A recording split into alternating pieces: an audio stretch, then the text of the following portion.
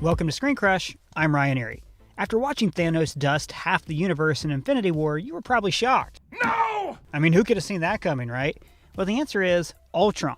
Ultron knew exactly what would happen all along. What? And yet, all of us small-minded organics rooted for the Avengers to dismantle his plan and burn him out of the internet, like so much Adobe Flash Player. I will remember you. So I want to go through the events of Age of Ultron, his plan, and prove that he actually knew about Thanos the entire time. First, let's talk about Ultron's plan to end the world, and more importantly, why he was convinced this was the only way to save the planet.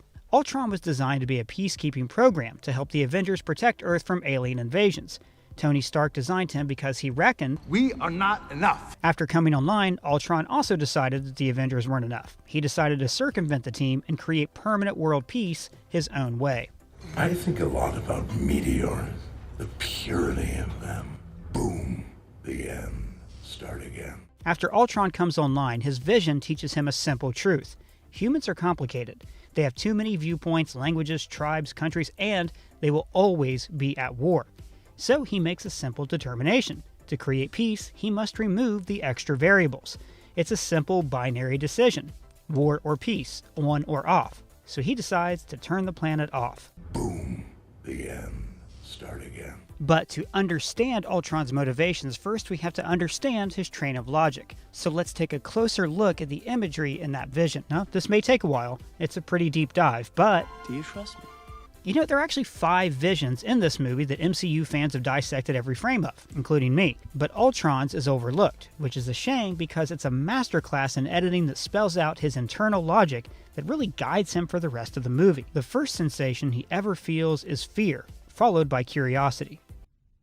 What is this? What is this, please? But immediately, he detects a problem with his core programming. I don't get it. The mission. Now remember, Tony's final command before the successful integration was, Peace in our time. so back up a second. Do you know who said that? Prime Minister Neville Chamberlain, after striking a deal with the Nazis that he promised would prevent war, save lives, and create. Peace in our time. So Ultron receives this command and automatically detects the flawed history of this statement. So he investigates further. First, he investigates images of peace, including the peace sign. Soon he sees that the peace sign is also a hand signal for victory, victory that is achieved through war. So humans can only achieve peace following war. The problem is, as Ultron soon finds out, that peace created by the end of war never lasts. It simply creates a lull before the next war, when the other side will counterattack. He references this later in the movie. Everyone creates the thing they dread. Men of peace create engines of war. Invaders create Avengers. But Ultron wants to make sense of his mission, so he studies the life forms that he's assigned to protect. He examines the history and artwork of the human race. This figure is an illustration from the 21st canto of Dante's Inferno. It depicts Dante and his guide Virgil beset by demons as they pass through hell. Then Virgil informs the demons that they're on an errand from heaven, so 10 demons agree to escort them out of danger, and then they make a fart joke. So what does this teach Ultron? That to humans, the ends justify the means. They're willing to compromise with demons to make their lives easier. Then this quote from Aristotle on ethics appears. Educating the mind without educating the heart is no education at all. This shows Ultron that humans have technical and scientific knowledge, but lack the moral clarity to use technology for the good of others. I'd like to know why S.H.I.E.L.D. is using the Tesseract to build weapons of mass destruction. Case in point, the portrait of Rhode Island founder Roger Williams greeting the Narragansett tribe for the first time. Williams brokered peace with this tribe that lasted for about 40 years until they were massacred by the colonists. We also see the unification of Berlin, Russian President Boris Yeltsin meeting with George Bush, but then the images of the Iraq War that George Bush fought. This contradiction is made explicit with the Hiram Johnson quote, "The first casualty in war is truth." We see the heroic Hercules' ninth labor, stealing the belt of Queen Hippolyta, but in the myth this heroism is undermined when he enslaves the queen and her fellow Amazons. As casualty numbers climb, he sees that the Avenger Captain America was a soldier, and later he shows his contempt for this profession. Captain America, God's righteous man, pretending you could live without a war. See, the problem is Ultron approached this from the wrong way. Tony said, Peace in our time. And he said this ironically, fully aware of the original context of the quotes. But Ultron doesn't understand irony, so he takes the mission literally. Now, these aren't the only variables that make him decide to turn off the humanity switch. This feels weird. He also discovered that the Avengers are deeply flawed organic life forms. How could you be worthy? You're all killers. Ultron has examined the Avengers' past, how they barely came together to save the world before. Then, he runs predictive analyses to determine that, no matter what, the Avengers will fail to protect the Earth. And he's completely right. This movie begins with the Avengers at the height of their power, completely unified, and then they slowly fall apart and, like Ultron, are forced to evolve into a new form. Ultron didn't want to defeat the Avengers, he wanted to expose their flaws, to show that there was a better way. But you will tear them apart from the inside. Ultron has a long monologue about creators being replaced by creations. Everyone creates the thing they dread.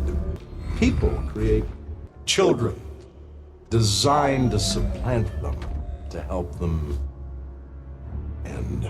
He has given himself the same purpose, to replace the Avengers as the world's peacekeepers. There's only one path to peace. The Avengers' extinction. He reasons that he'll be better equipped to protect the Earth because he has no discord between them. I have what the Avengers never will: harmony. Let's look at the myriad of ways the Avengers were unfit to defend the Earth, from Ultron's perspective. The two team leaders, Tony and Steve, are polar opposites. Even in the first scene, Steve questions Tony's morality. Language. Big man in a suit of armor. Take that off, what are you? They don't just disagree on strategy, they fight about why they even fight. Isn't that the mission? Isn't that the why we fight? So we can end the fight? So we get to go home? Steve ends up chastising and judging Tony throughout the entire movie. Black market arms. There are conventions, right? While Banner and Natasha are each reckoning with their own internal demons. Where can I go? Where in the world am I not a threat? And trying to prove to themselves that they're not monsters. I had this, dream that I was anything more than the assassin they made me. While Thor, as an Asgardian, has a history of creating bloodshed on Earth. Consider the thousands of Norsemen who went to war fighting in the name of Thor. The main villain of this movie isn't Ultron. It's the Avengers' own fears and securities. Tony is especially flawed. He's vain. Textbook narcissism. Agreed? He manipulates Thor into staying longer so he can dissect the Mind Stone. Banner and I will give it the once-over before it goes back to Asgard. Is that cool with you? In just a few days till the farewell party. You're staying, right? And Wanda looks into his mind and sees his destructive impulses. But I saw Stark's fear. I knew it would control him, make him self-destruct. But remember, Ultron is connected to the Mind Stone as well. So he's just as capable of seeing the potential for Tony Stark to cause destruction. He sees Tony as an unstable human, someone who's more of a danger to the Earth than they are a protector. Give me a fat beat to beat my buddy's ass. And worst of all, he's afraid that he'll be exactly like Tony because he was made in his image. So all of Tony's destructive impulses come to a head in Captain America: Civil War, the movie that proved that the Avengers were unworthy. Thor, who's above petty human squabbles, is nowhere to be found. Hulk retreated from humanity into his own internal monster. Tell me, Captain, do you know where Thor and Banner are right now? Natasha, desperate to prove that she's not a monster, has difficulty choosing what the moral choice is. I'm reading the terrain. Steve refuses to sign the Accords because it violates his code of honor, while Tony signs the Accords because he's motivated by guilt. First, the guilt of making weapons. I saw young Americans killed by the very weapons I created to defend them and protect them. And later, the guilt of creating Ultron. Ultron. My fault. Ultron regards Tony as too emotional to be the world's protector. Ultron judges him harshly for this, especially because the robot acts exactly like him, and that makes him hate Stark even more. Junior. You're gonna break your old man's heart. And it's understated in the movie, but Ultron's personality is modeled after Tony Stark's. Ultron can't tell the difference between saving the world and destroying it. Where do you think he gets that? They crack the same jokes. Clearly, you've never made an omelet. You beat me by 1 second.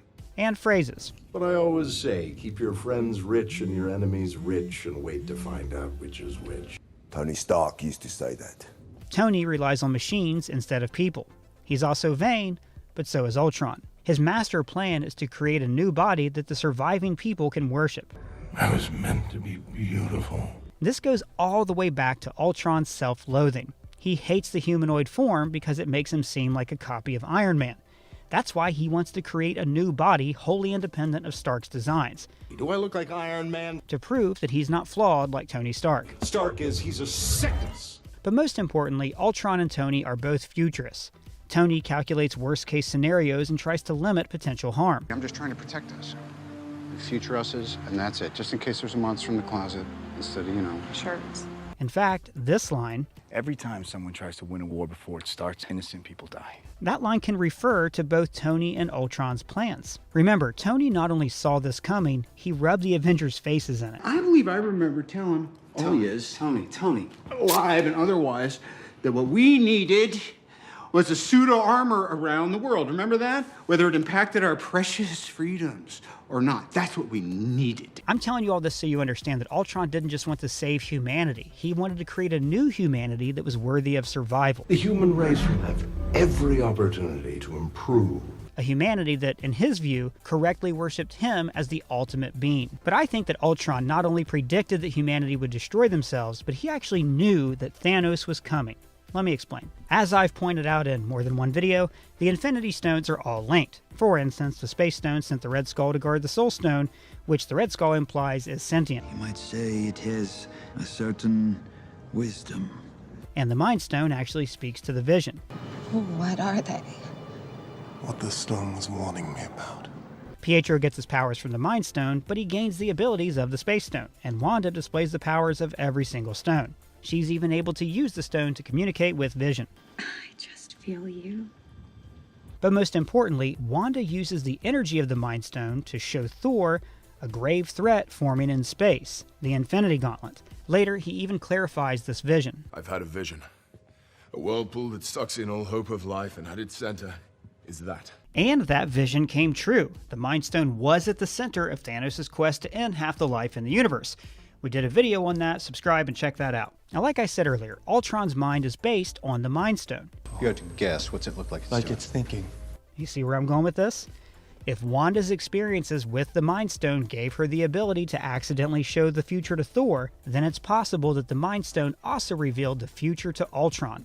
Consider this. How else would he have known that the stone was inside the scepter, or how to control it without touching it? So let's assume that he had a vision similar to Thor's. He saw that some galactic threat was coming to Earth and would want to acquire the Mind Stone. So he builds a body for himself that he can use to protect the stone. Now this is the same body that Thor saw in his vision here. This portent of the future could be the reason Ultron designed Vision to look like this. He was copying the being that the Mind Stone showed him. He even implied a celestial threat was coming for Earth here. When the earth starts to settle, God throws a stone at it. I'll go you one further. Wanda's ability to show visions of the future implies that she has the powers of the Time Stone. And we've already seen Doctor Strange use the Time Stone to calculate probable alternate futures. Maybe Ultron, a supercomputer that's supercharged by an Infinity Stone, was performing those same calculations. But he was unable to foresee Wanda betraying him because of her reality-altering powers. In WandaVision, we see that the Mind Stone not only enhanced Wanda's powers, but it also showed her a vision of the Scarlet Witch, her future self. It's very possible that the stone spoke to Ultron as well, showing him the vision. Now, given that Ultron has a huge ego, he misinterpreted this to think that this body was meant for him. I was meant to be beautiful. You think I'm reaching? Maybe, probably, but let's test this theory out. Let's look closer at Ultron's plan. You want to protect the world, but you don't want it to change. How is humanity saved if it's not allowed to evolve? Ultron would have created a new body to make him better at fighting off Thanos. Presumably, he would have done a better job than the Vision did.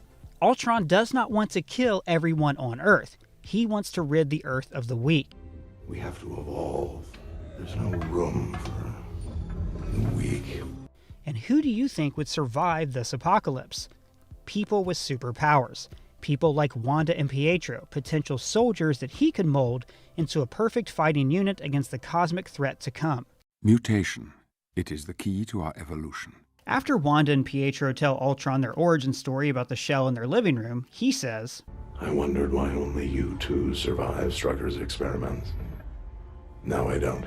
That's a weird line. Now, in context, it sounds like he's saying, oh, you survived because you hate Tony Stark so much. But WandaVision revealed that they survived because Wanda had supernatural abilities. I think that Ultron figured this out. He calculated the remote probability of a Stark shell failing like it's some kind of piece of junk hammer tech. He knew the shell could only fail if it was made to, by a superhuman like Wanda. So he recruits Wanda and Pietro into his super-powered army. Ultron wants to use the Vision's body to become beautiful, godlike, and the leader of the new human race. Yes, this is because he has an ego, but it's also because he knows that he can marshal humanity's greatest forces against its greatest threat. Ultron's fatal flaw was in obeying his programming too accurately. Peace in our time. He sought to create a permanent peace on Earth because he was incapable of recognizing the beauty of something fleeting. Sunsets like this are spectacular because they're rare and they eventually go away. But the beautiful contradictions of humanity, the art, the music, the war, are fleeting and special. But a thing isn't beautiful because it lasts. That's just what I think, but if you have any theories, let me know in the comments below or at me on Twitter. And if it's your first time here, please subscribe. For Screen Crush, I'm Ryan Airy.